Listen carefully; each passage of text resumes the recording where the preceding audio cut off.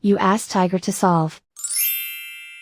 This deals with linear equations with one unknown. The final result is x equals 2. Let's solve it step by step. Simplify the expression.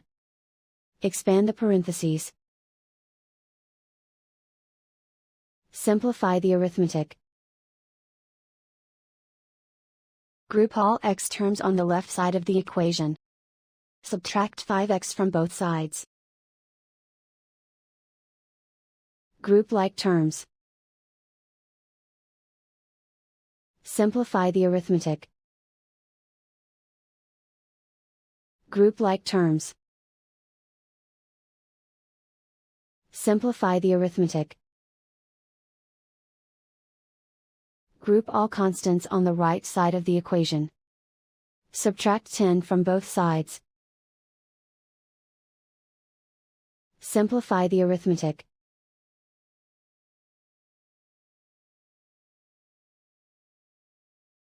Isolate the x. Divide both sides by -7. Cancel out the negatives. Simplify the fraction. Cancel out the negatives. Find the greatest common factor of the numerator and denominator. Factor out and cancel the greatest common factor.